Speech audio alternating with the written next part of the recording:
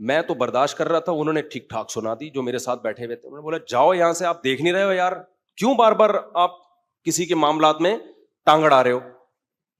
میں نے کہا شکر ہے آپ نے کر دیا, میں کرتا ویڈیو بنا کے مارکیٹ میں بدنام کر دیتے کہ دیکھو ممبر پہ کیسے اخلاق ہیں اور یہاں کیا کر رہے ہیں, بدتمیزی سے بات کر رہے ہیں. تو بدتمیزی سے بات بھی واجب ہے, سمجھتے ہو کہ نہیں سمجھتے؟ اگلا کو بھی تو خیال کرنا چاہیے نا. اگر کوئی بندہ کسی جگہ میٹنگ چل رہی ہے کسی کھلے ایریے میں, تو اس کو بار بار جا کے السلام علیکم, بالکل ایسے لگ رہا تھا جیسے نیزہ نکال کے نا میرے پیٹ میں گھوم رہا ہے, تو ایک حد تک چلے گا نا یہ, کیا خیال ہے؟ چھوڑو آپ. مولانا اشرف علی تھانوی رحمۃ اللہ علیہ کی کتاب ہے آداب معاشرت, کیا نام ہے اس کا؟ آداب معاشرت. گوروں میں جو اخلاق ہے نا اس وقت, جو ظاہری اخلاق ہیں, تو انہوں نے 150 سال پہلے 100 سال پہلے وہ لکھے ہوئے ہیں, وہ قرآن و سنت سے, گوروں کو دیکھ کے نہیں, قرآن و سنت کو دیکھ کے. وہ بالکل وہی اخلاق ہیں جو آج یورپ اور امریکہ میں جس کو فالو کیا جاتا ہے. وہ کبھی بھی کسی شخص کے کام میں ٹانگ نہیں اڑاتے. ایک بوڑھے آدمی تھے نا, انہوں نے ایک بچہ سگریٹ پی رہا تھا, اس کو جا کے کہا بیٹا سگریٹ پینے سے عمر کم ہو جاتی ہے. اس نے کہا میرے دادا تو 99 سال کے تھے. اس نے کیا وہ سگریٹ نہیں پیتے تھے؟ کہہ رہے وہ کسی کے کام میں ٹانگ نہیں اڑاتے تھے. سمجھ رہے؟ خیر بچے نے غلط کہا, ایسے موقع پہ تو تنبیہ بنتی ہے, لیکن اتنی بات تو صحیح ہے نا. تو بھائی ہر چیز میں کیا ہے, ایک حد ہے, لمٹ ہے. ایسا نہیں ہو سکتا کہ آپ کسی کو ستاتے رہیں اور پھر لوگ پتہ ہے کیا کرتے ہیں, جب کوئی ایسے بڑے اسکالر اس طرح بدتمیزی کرتے ہیں تو ان کے بیانات ان کو سنانا شروع کر دیتے ہیں کہ دیکھو کتنے اخلاق کی بات آپ کر رہے تھے.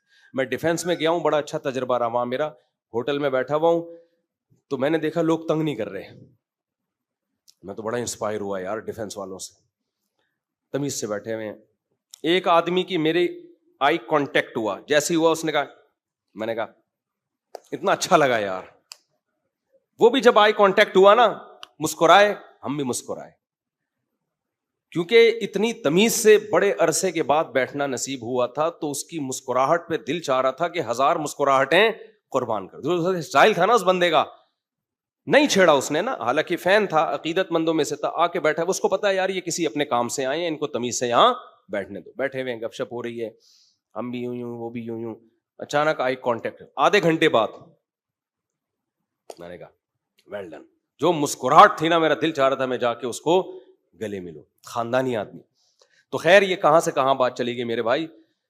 تو یہ جو لمٹ ہے نا ہر چیز میں, تواضع میں لمٹ ہونی چاہیے, سمجھتے ہو؟ اخلاص میں بھی کیا ہونی چاہیے؟ لمٹ. بعض لوگ اخلاص کے چکر میں کام ہی چھوڑ دیتے ہیں, قربانی نہیں کر رہے, دکھلاوا آ رہا ہے دماغ میں, چھوڑ دے کمبخت, جا کے بچڑا لے کر آ, قربانی کر, دکھلاوا آ رہا ہے. نماز کسی دن خشوع و خضوع سے پڑھی تو لوگوں نے تھوڑی تعریف کر دی, دکھلاوا آ رہا ہے, اب نماز ہی نہیں پڑھ رہے. چھوڑ دے یار, تو خشوع و خضوع سے پڑھ, لوگ تعریف کر رہے ہیں, کرنے دے ان کو, لفٹ بولو مت کراؤ. آ رہا ہے آنے دے, کچھ نہیں ہوگا. اتنا بڑا بزرگ کیوں بن رہا ہے تو کہ ذرا سا بھی دکھلاوا نہ ہے؟ جو خود سے آ رہا ہے آنے دو. آپ تھوڑی جان کے کر رہے ہو, کام نہیں چھوڑا, پہلے ہی ہم سست, کوئی دنیا کے کسی کام کے ہیں ہم لوگ. گورا یہ تحقیق کے بغیر کہ دکھلاوا آ رہا ہے کہ نہیں آ رہا, وہ کام کو فوکس کر کے اس نے اپنے ملک کو کہاں پہنچا دیا. ہم کام کرتے نہیں ہیں, سست ہیں. تھوڑا سا کام شروع کیا, یہ آ رہا ہے وہ آ رہا ہے, تکبر آ رہا ہے, تواضع آ رہی ہے, اور ڈھیلے ہو گئے کام میں. کام کا عادی بناؤ اپنے آپ کو. یہ دکھلاوے وکھلاوے خود بخود ہی مارکیٹ سے شارٹ ہو جاتے ہیں. ریا ایسی چیز نہیں جو زبردستی چپک جائے آپ کے ساتھ. اگر یہ دکھلاوا, اس کو دکھلاوا بولتے تو نبی صلی اللہ علیہ وسلم کیوں صحابہ کی تعریفیں کرتے کہ تم یہ اچھا عمل. حضرت ابو ہریرہ نے کہا یا رسول اللہ, میں جب کوئی نیک عمل کرتا ہوں لوگ میری تعریف کرتے ہیں, مجھے خوشی ہوتی ہے, کیا یہ دکھلاوا ہے؟ فرمایا نہیں, یہ آخرت کی کا بدلہ بعد میں ملے گا نیکی پر, یہ دنیا میں اللہ کی طرف سے بدلہ ہے کہ لوگ تعریف کرتے ہیں. لوگوں کی تعریف, لوگوں کے دل میں محبت, یہ بھی تو ایک نعمت ہے نا. ابے کیا ہو گیا؟ دیکھو دنیا کی نعمتیں بھی تو نعمت ہوتی ہیں کہ نہیں ہوتی. ہر وہ نعمت جس سے دل خوش ہو وہ عذاب ہے یا نعمت ہے؟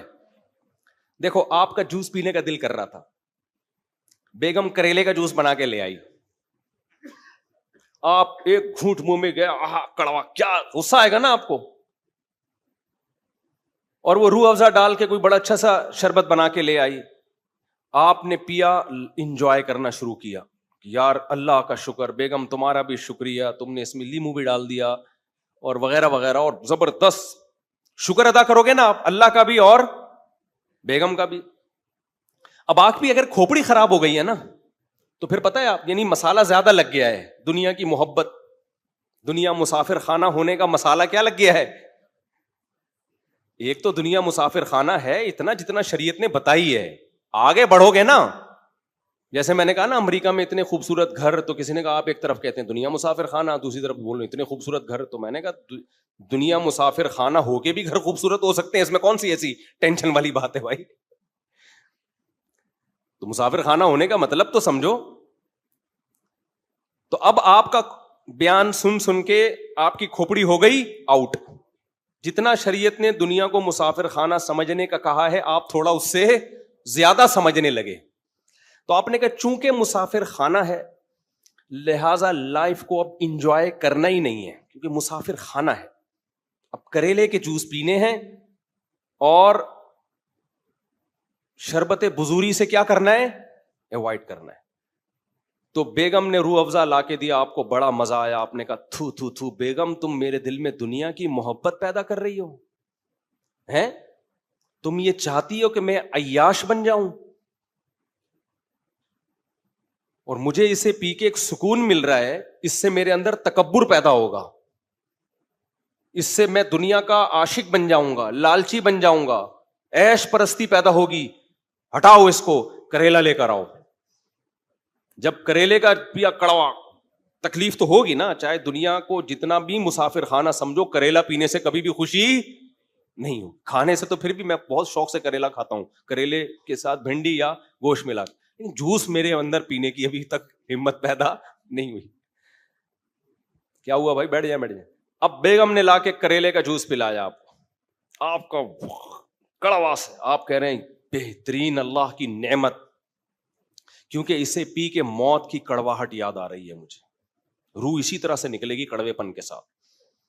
اسے پی کے دنیا کا مسافر خانہ ہونا مجھے سمجھ میں آ رہا ہے. اگر انسان کی بچی ہوگی نا, اسی وقت خلا کا کیس فائل کر دے گی وہ. کیا خیال ہے بھائی؟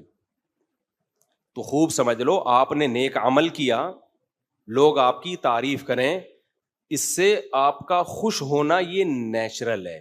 اگر خوش نہیں ہو رہے, اس کا مطلب تمہیں کریلے سے مزہ آئے گا اور روح افزا میں تمہیں مزہ نہیں آئے گا. تمہاری تو کھوپڑی اوپر سے کیا ہو گئی ہے, آؤٹ ہو گئی ہے.